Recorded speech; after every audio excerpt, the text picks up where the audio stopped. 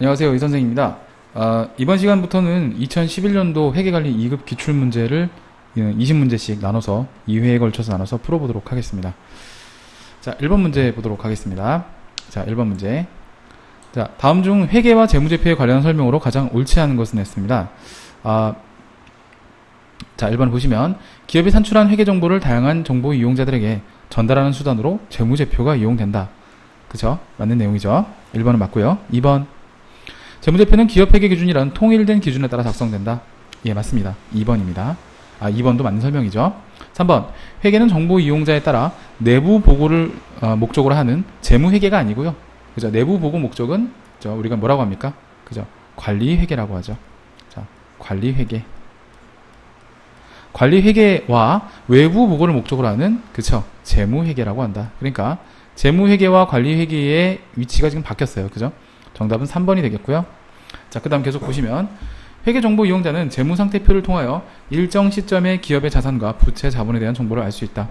그리고 또 뭐를 알 수 있죠? 손익계산서를 통해서 일정 기간 동안의 기업의 경영성과를 알 수 있죠. 어쨌든 1번은 정답 3번으로 하겠습니다. 자, 다음 문제. 자, 그 옛날에 연습문제 풀 때도 많았던 문제인데요. 자, 보겠습니다. 다음은 주식회사 3일의 기초와 기말 재무상태표이다. 단기 중 자본 거래 및 배당금 지급이 없다고 할 때. 자, 이게 이제 포인트죠. 자, 단기 순이익은 얼마인가 물어봤어요.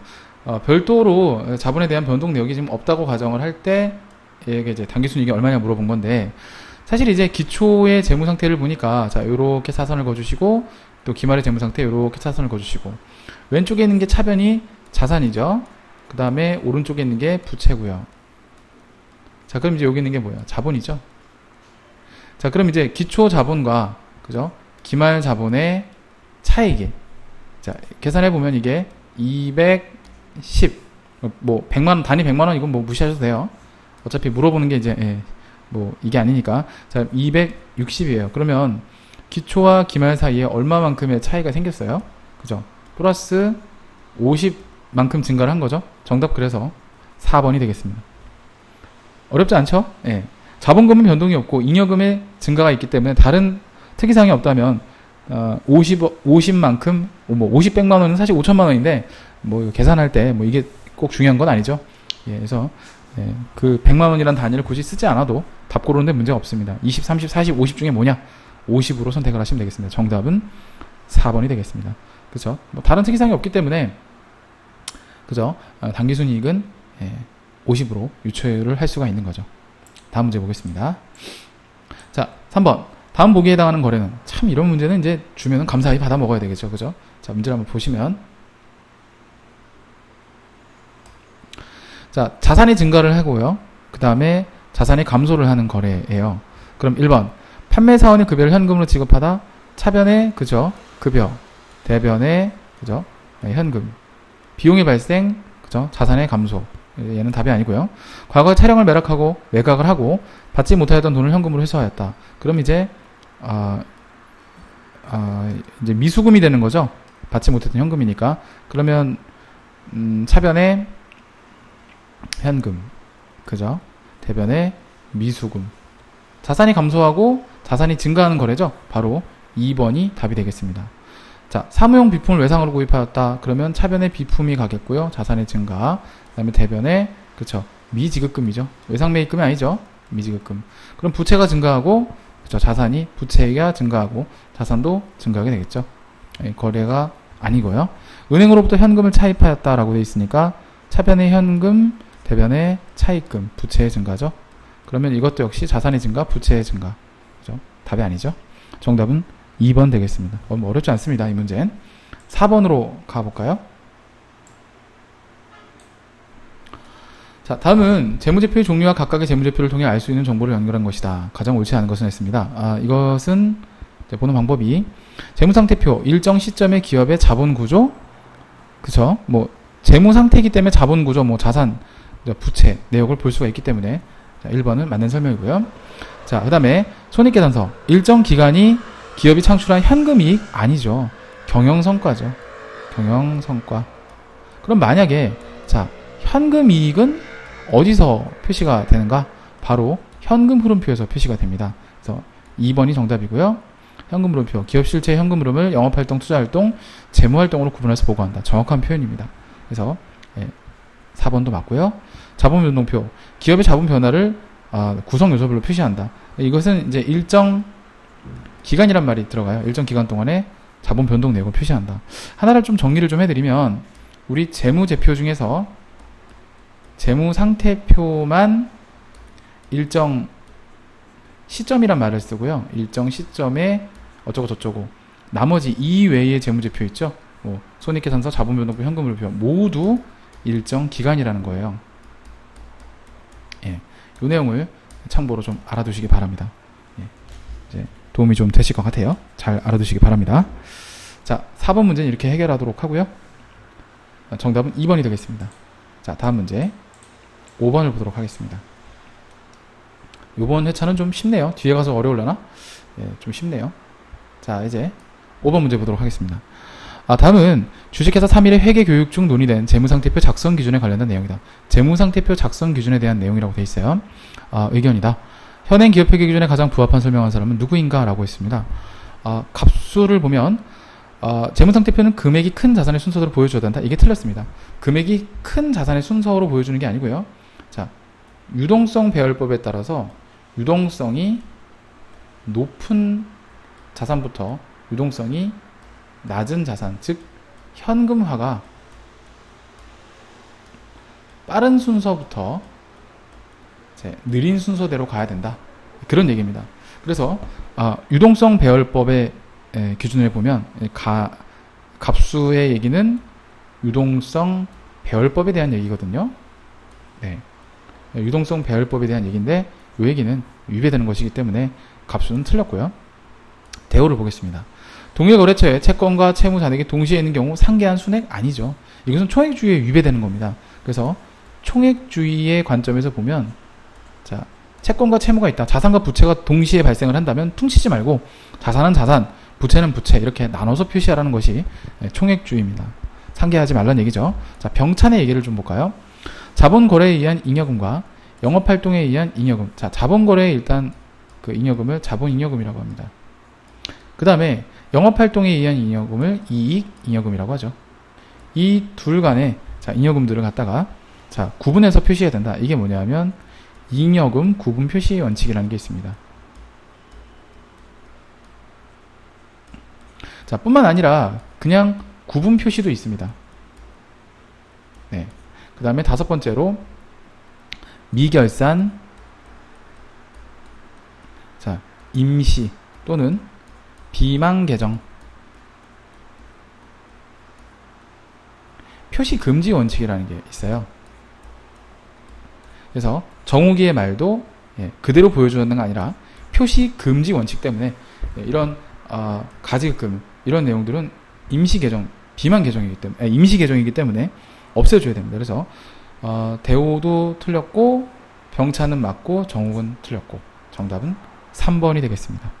5번 정답 3번으로 하시면 되겠어요. 자, 그 다음 문제 6번. 자, 정말 쉽습니다. 계정 과목의 분류가 옳지 않은 것은, 자, 보시면 선수 수익이 수익입니까? 아니죠. 부채 계정이죠. 부채 중에서도 유동 부채에 해당이 됩니다. 1번이 정답이고요. 나머지 미지급 비용 부채 계정 맞습니다. 부채 중에서도 유동 부채에 해당이 되고요.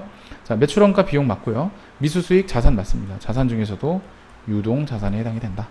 정답은 1번이 되겠습니다. 자, 7번 볼게요. 자, 7번.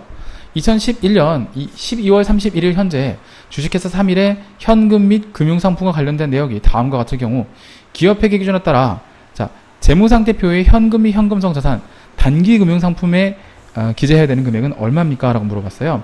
자, 일단 쭉 다 내용을 보시면, 자, 현금 시제, 자기수표, 당좌예금 여기까지는 일단 현금의 범위에 속합니다. 그죠? 네, 현금 및 현금성 자산이라고 하죠. 네. 자, 세 개를 더하면 170만 원이 나와요. 그러니까 자, 1번 아니고 2번 아니죠. 그 다음에 양도성 예금 증서가 있는데 만기를 보시면 지금이 2011년 12월 말일이에요. 그러면 3개월을 초과했죠. 그럼 이제 단기 금융상품이 되는 거죠. 그 다음에 얘는 1년하고도 초과했죠. 얘는 장기금융상품이 되는 겁니다. 그래서 각각 처리를 하시면 되겠습니다. 그러면 얘는 이제 어차피 해당 사항이 없으니까 지워주고, 자, 단기금융상품이니까 150만원, 그죠? 150만원, 170만원. 정답 3번이 되겠습니다. 자, 3번 정답 가고요. 자, 8번 가볼까요? 자, 8번 문제, 총평균법에 대한 문제인데요. 한번 풀어보도록 하겠습니다. 자, 총평균법이라는 방법은 좀 특이하죠. 한꺼번에 입고와 한꺼번에 입고와 출고를 한꺼번에 계산을 하는 방법이죠. 자, 그래서 총평균법을 계산하는 방법은 입고량을 다 더합니다. 그래서 기초 재고 100개, 그죠? 그 다음에 개수는 생략하고요. 숫자만 적을게요. 자, 기초 재고, 자, 100. 그 다음에, 자, 요거. 그 다음에 3월 10일 매입 150. 그 다음에 6월 30일 매입 200. 그 다음에 8월 27일 매입 100개. 다 더합니다. 그럼 다 더하면, 합이 550개가 나와요. 그 다음에, 자, 또, 단가, 금액은 이제 얼마예요? 1000원이죠? 예. 단가는 계산하지 않습니다. 한꺼번에 총평균으로 하기 때문에 1800원, 그 다음에 2600원, 그 다음에 1200원. 이렇게 계산을 하죠. 자, 이렇게 계산을 합니다. 자, 그러면 요거 합계 금액은 6600원이 돼요. 자, 그러면, 자, 6600원에서, 자, 550원을 나눠주면 돼요. 그러면, 우리 곱하기 네모는 6600. 이렇게 공식이 성립하거든요. 이 네모가 뭐냐면, 총평균 단가라 그래요. 총평균 단가를 구해주는 게, 일단 핵심입니다. 총평균 단가는 얼마냐? 12원이 나와요. 그럼 이 총평균 단가를 갖다가 판매 금액에 더해주시면 돼요. 그럼 이제, 판매된 금액은 얼마를 되느냐? 빨간색으로 써볼까요? 100개 팔았고 250개 팔았어요. 총 350개를 팔았죠? 네, 곱하기 12원을 해주시면 되겠다는 거예요. 그러면 4,200원만큼이 결과적으로는 이것이 매출 원가가 됩니다. 매출 원가. 자, 그럼 뭐 다 나왔어요. 4,200원이 매출 원가이기 때문에, 자, 전체 금액 550개 중에서 350개를 팔았으니까 나머지 얼마 남았을까요? 200개가 남았을 거예요. 200개 곱하기 역시 12원 해주시면 2,400원이 기말 재고가 되는 거죠. 그죠? 자, 그러면 이제 정답은 몇 번? 그죠? 4번이 되겠다. 정답은 4번을 선택하시면 되겠습니다. 매출원가가 4,200원, 그 다음에 그 기말 재고가 2,400원이기 때문에 8번 정답은 4번을 선택해 주시면 되겠습니다. 8번 정답 4번으로 가고요. 자, 9번으로 가볼까요? 자, 9번 손익계산서 공식에 대한 문제인데요. 일단 뭐 여기 있는 걸 순서대로 이제 하라고 되어 있는데, 여러분들은 교재랑 저 이제 지문을 보실 때 교재를 보시고, 저는 이제 지문을 보지 않고 그냥 직접 한번 써보겠습니다. 이거 손익계산서를 이제 이해했느냐, 손익계산서 공식을 아느냐 모르냐, 이걸 물어보는 문제인데요. 자, 적어보면요. 자, 빨간색으로 좀 적어볼까요? 매출액에서 매출원가를 빼요. 그럼 뭐예요? 매출 총이익이 나오죠. 매출 총이익에서 판매비와 관리비를 빼면 영업이익이 나옵니다. 영업이익에서 영업의 수익을 더해주고 영업의 비용을 빼주고, 그죠? 빼주는 거고 그죠? 자, 그러면 뭐예요? 자, 법인세 차감전 순이익이라는 게 나옵니다. 그래서 법인세 비용을 빼주면 당기 순이익이 나오죠. 네. 자, 이걸 물어보는 겁니다. 그러면 이제 첫 번째가 매출 총이익, 두 번째가 영업이익, 세 번째가 법인세 차감전 순이익, 네 번째가 당기 순이익. 정답은 2번밖에 없죠. 2번이 정답입니다. 9번 정답은 2번을 선택하시면 되겠어요. 자, 뭐 이건 생략할게요. 자, 그 다음 10번을 가보겠습니다. 10번. 자, 10번 문제 보도록 하겠습니다. 주식회사 3일은 2010년 1월 1일 다음과 같은 차량 운반고를 취득하였다. 이런 문제가 나오면 언제 취득했는지, 몇 개월 정도 보유를 하고 있는지, 뭐 이런 것들을 이제 몇 개월, 몇 월에 취득했는지, 이게 좀 중요해요. 정해법을 사용하여 감가상각을 하던 중에 2011년 6월 30일, 그러니까 1년이 지나고 6개월이 더 지났죠. 1년 6개월이 지난 6월 30일에 동차량 운반고를 처분하였다. 손익계산서 계상되어야 될 유형지선 처분 손익은 얼마인가 물어봤습니다. 뭐 감가상각을 이건 이제 하면 되겠죠. 자, 우리가 1차 연도에 감가상각을 할 땐 2010년도 1월 1일 했기 때문에, 자, 1차 연도 2010년도에 감가상각을 할 땐, 자, 얼마를 감가상각을 했을까요? 우리 취득원가, 그죠? 마이너스 잔존가치 분의 내용일수 하시면 되겠죠. 그러면 1,800만원 분의 6 하니까 1년에 300만원씩 감가상각이 됐을 거란 말이에요. 자, 그러면 1차 연도에는 차변에 감가상각비 분계까지 한번 보여드려 볼게요. 300만원 대변에 감가상각 누계액이 300만원 이렇게 표시가 되는 거죠. 그럼 우리가 재무제표상에서 봤을 때는 자, 우리가 차량 운반고의 취득원가는 2천만원, 그 다음에 감가상각 누계액은 얼마냐? 300만원. 자, 이렇게 됐고 장부금액은 1,700만원 뭐 이렇게 표시가 됩니다. 그러다가 이제 2차 연도를 들어가요. 2차 연도를 들어가면 역시 감가상각비는 자 2011년도인데 자, 이거 잘 보셔야 돼요. 150만원입니다. 왜 150만원이냐? 자, 6월 30일까지는 사용을 했다가 팔았기 때문에 1년치가 아니라 그죠? 6개월치만 상각을 해주시는 겁니다. 이것을 월할 상각이라고 합니다. 월할 상각. 자, 이렇게 됐을 때의 재무상태표의 내용을 보시면 우리가 이제 차량 운반구가 얼마다? 2천만원이 있었는데 이 중에서 감가상각 누계액은 자, 얼마다? 이제 450만원이다. 그래서 이 자산의 장부금액은 1,550만원이다. 자, 이거를 갖다가 얼마에 팔았느냐? 얼마에 팔았대요? 처분금액 1,200에 팔았다. 그죠? 이걸 1,200에 팔았다고 돼 있으니까 나는 얼마만큼 손해를 본 거예요? 350만원만큼 손해를 본 거죠. 그래서 10번 정답은 3번이 되겠습니다. 3번이 되겠습니다. 자, 이 처분에 따른 분계도 좀 보여드려 볼게요. 처분에 따른 분계인데 여기 있는 내용을 갖다가 처분해야 되기 때문에 처분대한 분계를 여기서 보여드리면 일단 차량 운반구가 없어져야 돼요. 대변에 차량 운반구. 우리 전산회계 시험을 준비하는 분들은 또 이것도 중요하죠. 감가상각 누계액은 차변에 감가상각 누계액 450만원 이렇게 됩니다. 그럼 이제 1,550만원만큼 돈이 들어와야 되는데 처분 금액을 현금으로 받았다고 하면 이거죠. 현금으로 얼마다? 1,200만원밖에 못 받으니까 자, 얼마예요? 유형자산 처분 손실은 350만원이 되겠다. 요 분계가 성립이 되는 거죠. 자, 잘 기억하시기 바라고요. 10번 정답 그래서 3번으로 체크를 하시면 되겠습니다. 자, 다음 문제. 자, 11번 문제입니다. 11번 문제. 주식회사 3일에 2011년 중 상품 매입과 관련된 내역이다. 취득원가로 계상될 금액은 얼마인가? 자, 총 예상 매입액은 2천만원이라고 되어 있고요. 그 다음에 관세는 200만원이라고 되어 있어요. 그 다음에 판매 시까지의 보호학료. 근데 이후잖아요. 얘는 판매비와 관리비예요. 원가에 취득할 금액이 아니라 판관비고 지불한 운임 및 보험료 이것은 상품 매출원가의 매입에 가산해져야 될 부분이기 때문에 지금 부의 표시한 세 가지만 더해 주시면 되는 거죠. 그러면 2,230만원이 취득 원가로 되는 거죠. 정답은 3번이 되겠습니다. 자, 원가에 포함될 거 아닌 거를 구분할 수 있느냐? 이걸 물어보는 문제였죠. 자, 11번 정답 3번이고요. 12번으로 넘어가도록 하겠습니다. 화면을 좀 줄여볼게요.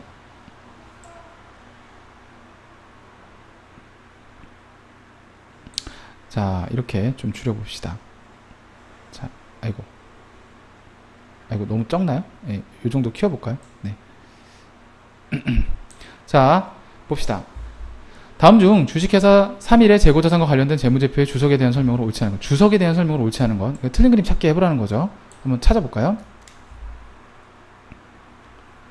자, 체크를 좀 해보면서 가보겠습니다. 자, 1번. 3일의 보고기간 종료일 현재 재무상태, 보고기간 종료일이라는 거는 결산일을 얘기하는 겁니다. 결산일. 12월 말이죠, 보통. 네, 결산일. 현재 재무상태표에 계상되어 있는 재고자산의 순액은 이제 순장부금액, 장부금액을 얘기하죠. 482만원이다 라고 되어 있어요.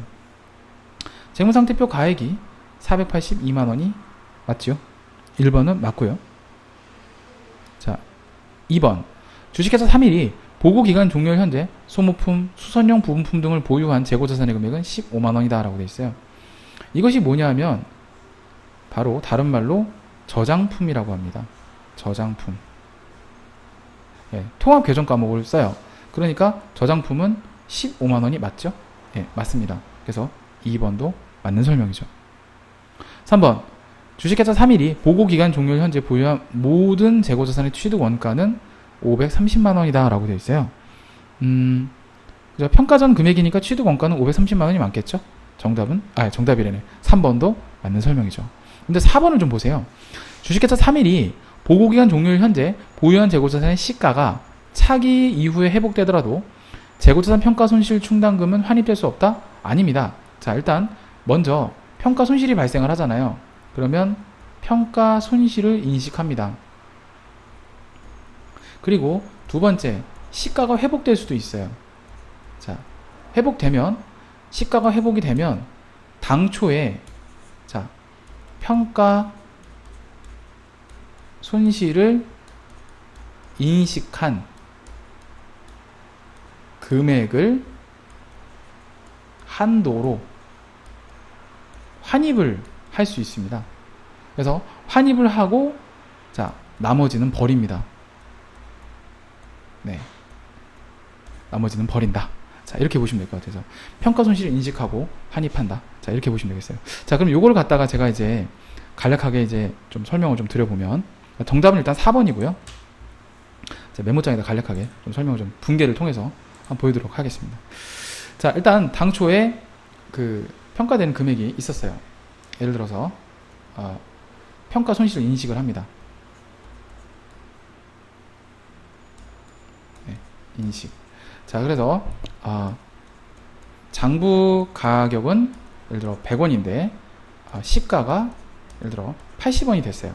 그래서 20원만큼 평가 손실이 생겼다. 그럼 이제 이걸 분개를 해보면, 자, 분개를 해보면 12월 31일자로 평가를 하는 거니까 상품이라고 해보겠습니다. 차변의 상품. 상품이 아니라, 그죠? 재고자산 평가 손실이죠. 네. 재고자산 평가 손실 20원 대변의 재고자산 평가 손실 충당금 20원 이렇게 표현을 합니다. 그럼 이제 부분재무상태표를 그려보면 이렇게 표시가 돼요. 상품이 이제 100원이 있었는데 재평충 재고자산 평가 충당금이 20원이 인식이 돼서 80원을 보고하고 있다. 이렇게 됐다가 나중에 이 평가 손실이 만약에 이제 시가가 회복되는 경우가 있어요.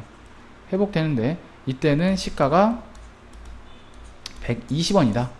자, 이렇게 해볼게요. 자, 그러면 여기서 중요한 거는 자, 한도가 뭐예요? 둘 중 적은 금액이에요. 그래서 한도가 MIN인데 MIM이 됐네요. 예, 그래서 당초에 이제 그 장부가, 장부가와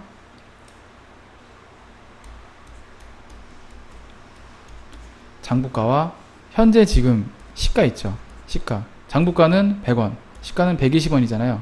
그러니까 얘를 한도로 환입을 시키는 거예요. 자, 그러면 자, 어떻게 되냐? 12월 31일 날 자, 재고자산 평가 손실 충당금은 20원만큼 다시 이제 없애주는 거고요. 자, 재고자산 평가 손실 환입에 계정 과목으로 20원 인식을 해주시면 되는 거죠. 그래서 요거 이제 포인트가 여기서 중요한 건 20원 40원이 아니라 20원이라는 거예요. 아시겠죠? 자, 그래서 요 문제는 이렇게 해결을 하시면 되겠습니다. 그래서 정답은 몇 번이다? 정답은 4번이 정답이 되는 거죠. 자, 이렇게 봤고요. 다음 문제로 넘어가도록 하겠습니다. 자, 다음 문제를 보도록 하겠습니다. 다음 문제. 자, 13번 문제네요. 자, 재고자산에 대한 다음 설명 중 가장 옳지 않은 것은 했습니다. 자, 문제를 좀 확대해 볼까요? 자, 1번. 구매자가 외상 매입금을 조기에 지급하여 판매자가 할인해 주는 것을 매입 할인이라고 한다. 1번은 그죠? 맞는 설명이죠. 2번. 구매자가 불량품, 수량 부족 등을 이유로 물건값을 깎는 것을 매입 애눌이라고 한다. 예, 맞습니다. 3번. 재고 자산을 보관하는 과정에서 파손, 도난 등으로 인하여 실제 재고 수량이 장부상 수량보다 적은 경우에 발생하는 손실을 재고자산 감모손실이라고 한다. 예, 맞습니다. 4번을 보시면 재고자산 감모손실은 원가성이 있는지 여부와 상관없이 이게 틀렸죠. 예. 그래서 그 재고자산 감모손실에 관련된 내용을 조금 더 보충을 해드리면, 자, 우리 원가성 여부를 따집니다. 원가성이 있는지 여부를 따집니다. 그래서 원가성이 있다, 없다로 나눠집니다. 원가성이 있다면 이것은 매출 원가에 가산을 합니다. 매출 원가에 가산을 하고요. 원가성이 없다면 영업 외 비용으로 처리를 한다 라고 합니다. 그래서 그 이때의 계정 과목은 당연히 매출 원가에 가산하기 때문에 매출 원가로 회계 처리를 하시면 되겠고, 영업의 비용일 경우에는요, 영업의 비용의 계정 과목이 따로 있어요. 그래서 그냥 재고자산 감모손실로 처리하시면 됩니다. 재고자산 감모손실이라는, 우리 이제 전산회계 시간에 이제 처리를 하게 되는 내용이죠. 재고자산 감모손실이라는 계정 과목으로 처리를 하면 되겠다. 자, 이렇게 하시면 되겠습니다. 자, 그래서 이 내용을 좀 기억하시기 바라고요. 정답은 4번이 되겠다. 자, 14번 문제로 넘어가도록 하겠습니다. 13번 정답 4번이고요. 자, 다음 중 유형자산에 대한 설명으로 가장 옳지 않은 것은, 유형자산이란, 자, 1번 보시면 유형자산이란 영업활동에 장기적으로 사용하기 위해서 보유하고 있는 유형의 자산이다. 맞고요. 2번, 유형자산에는 토지, 건물, 구축물, 기계장치, 건설 중인 자산 등이 있다. 예, 맞습니다. 자, 그 다음 3번, 기업회계 기준에서는 유형자산의 감가상각 방법을 건물과 구축물의 경우에는 정액법을, 기계장치, 차량 운반구 등에 대해서는 정률법을 반드시 적용하도록 규정하고 있다라고 되어 있는데, 세법은 이걸 원칙으로 하는 게 맞습니다만 회계 기준에서는 반드시라는 말이 잘못됐습니다. 합리적인 방법을 기업회계에서 선택을 할 수 있는 겁니다. 대개 주로 이제 이런 방법을 선택하고 있는데, 이제 실무에서는 이제 이런 게 거의 이제 정형화되어 있다시피 해요. 근데 우리 자격증 시험에서 이론상에서는 원칙이라는 건 사실 없어요. 그래서 건물이나 구축물, 그 다음에 기계장치, 차량 운반구 모두 뭐 정액법, 정률법, 연수학계법, 생산량 비례법 자유롭게 방법을 선택할 수가 있습니다. 3번이 틀렸습니다. 4번, 유형자산의 취득원가는 매입금액 또는 제조원가의 부수적으로 발생한 취득부대 비용을 합한 금액으로 한다. 예, 맞습니다. 정답은 3번이 되겠네요. 자, 15번을 볼까요? 15번, 다음 중 자산으로 계산할 수 없는 것은, 너무 진짜 황당한 문제가 나왔죠. 1번, 상품을 판매하고 아직 수령하지 못한 판매 대금이라고 있습니다. 수령하지 못한 상품을 판매하고, 이것은 뭐라 그래요? 외상 매출금이라고 하죠. 자, 이런 것을 뭐라고 하냐면 외상 매출금이라고 하죠. 외상 매출금. 거래처에 물건을 주문하고 미리 지급한 계약금, 이것을 선급금이라고 하죠. 예. 그 다음에 판매를 위해서 보관 중인 재고 상품을 뭐라고 합니까? 재고 자산이죠. 뭐. 예. 재고 상품? 상품이라고 하죠. 그냥 상품. 예. 재고 상품이니까요. 상품. 자, 그런데 자, 연구활동과 관련돼서 지출된 금액은 연구비입니다. 연구비는 비용입니다. 예.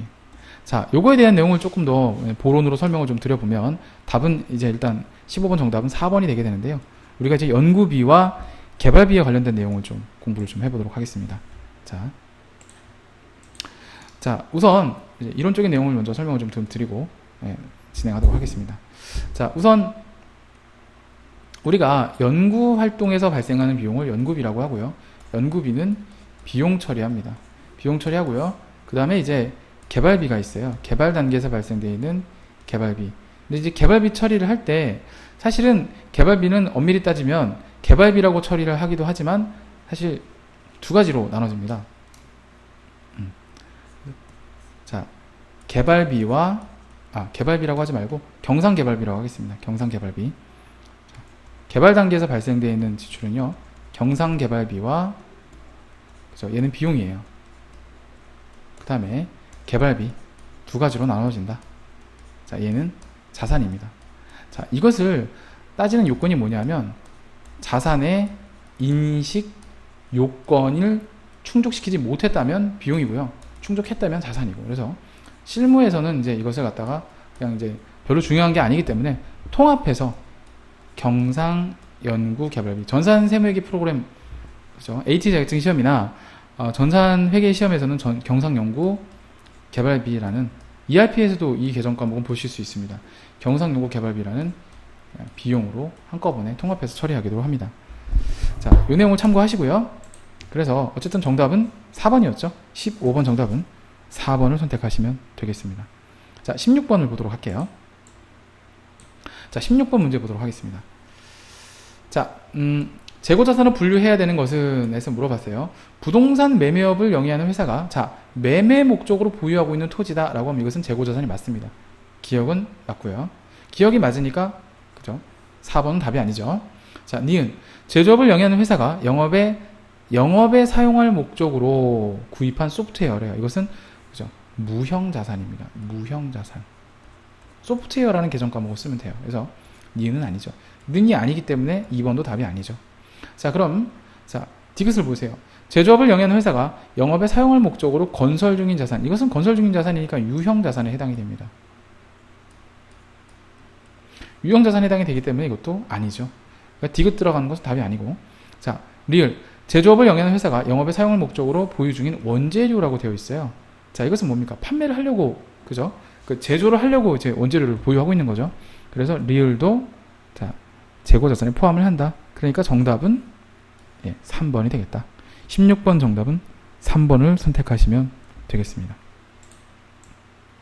자, 17번 문제를 좀 보도록 할까요? 자, 17번.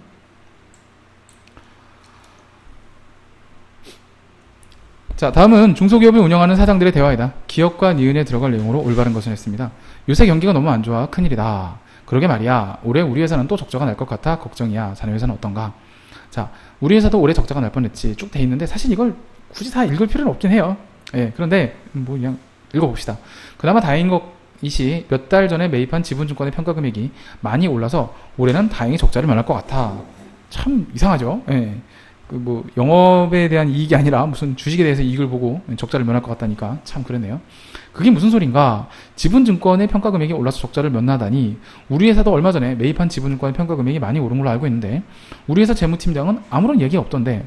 아, 그거 말인가? 자, 우리 회사는 자, 지금부터 포인트예요. 사실 여기 있는 거 다 모르셔도 상관없어요.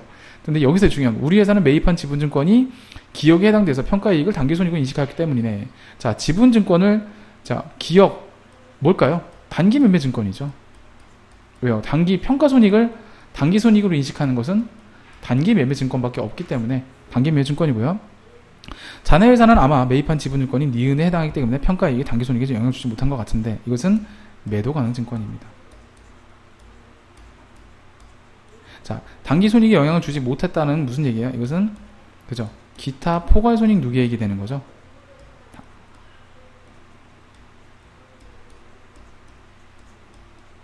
기타 포괄손익 누계액은 그죠? 단기손익에 영향을 주지 않죠. 그러니까 기억은 단기 매매증권, 니은은 매도 가능 증권. 정답은 1번이 되겠습니다. 18번으로 넘어갈까요? 자, 18번 문제 보도록 하겠습니다. 18번. 액면 금액, 자, 10만원짜리 사채를 95,000원에 발행을 했다. 자, 여기서 이미 얘기는 끝났어요. 자, 10만원을 갚아야 되는데 돈을 95,000원 밖에 못 받았다는 얘기예요. 발행했다는 경우. 그래서 사채는 대변의 액면 금액이 가고, 자, 보시면 사채는 대변의 액면 금액이 가고요. 사채를 발행할 때는 주식도 마찬가지예요. 차변의 발행 금액이 갑니다. 그럼 이 차이가 할인 발행 차금이 될 수도 있고 이쪽에 잔액이 나오면 할증 발행이 될 수도 있고 그렇습니다. 자, 그러면 자, 액면 금액이 10만원, 발행 금액이 95,000원. 그럼 5,000원이 여기 남는 거잖아요. 그죠? 이게 뭐예요? 할인 발행입니다. 여기 잔액이 나오면 할증 발행이 되는 거고. 자, 그러면 얘는 됐고 이런 그림이 나오는 분계를 찾아보면 자, 어디일까요? 정답은 3번이 되겠죠. 아, 3번이 아니구나. 죄송합니다. 2번이죠. 죄송합니다. 사채 발행비가 아니죠. 사채 할인 발행 차금이죠. 죄송합니다. 그래서 2번이 정답이 되겠죠. 정신이 잠깐 안드로메다로 갔나봐요. 자, 18번 정답 2번이고요. 자, 19번을 보도록 하겠습니다. 자, 비유동 부채에 해당하는 것을 모두 고르시오. 정말 쉬운 문제입니다. 자, 보시면 자, 비유동 부채라고 하면요. 자, 첫 번째 사채가 있어요. 자, 두 번째는 장기 어쩌고 저쩌고 장기 차입금, 뭐 장기성 지급어음 뭐 이런 것들 있고요. 세 번째는 퇴직급여, 뭐뭐 충당부채, 죄송합니다. 퇴직급여 충당부채가 대표적인 예고요. 뭐뭐 충당부채가 있다. 네, 이런 것들이 있고요. 자, 그 다음에 네 번째로는 뭐가 있냐면 이제 예, 이연 법인세 부채가 있습니다. 이연 법인세 부채. 이연 법인세 부채다. 자, 이렇게 처리하실 수가 있습니다. 자, 그래서 19번 정답은 몇 번이 되겠습니까? 3번이 되겠습니다. 기억, 리을. 자, 기억.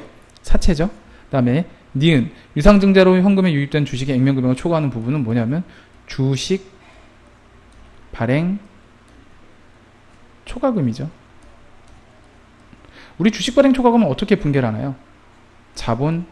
어떻게 분류하나요? 자본 잉여금으로 분류를 합니다. 그래서 니은은 답이 아니고요.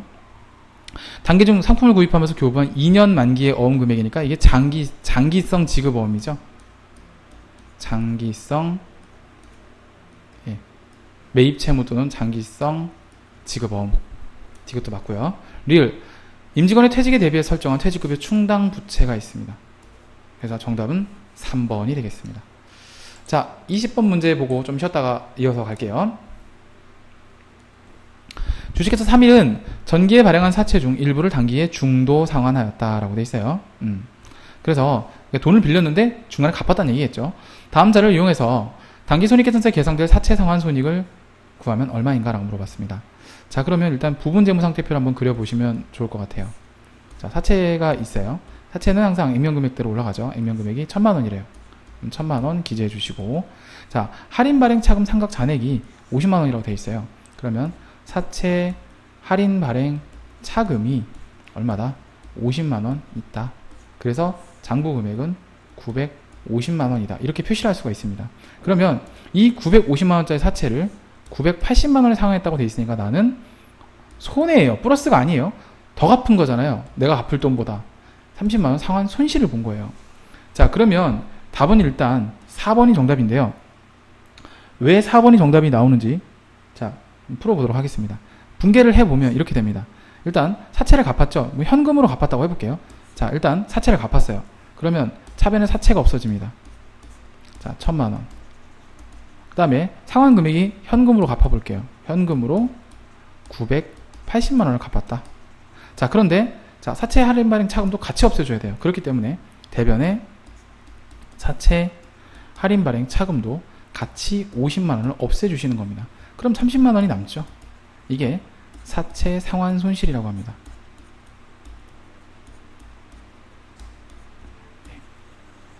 정답, 그래서 4번이 정답이 되겠다.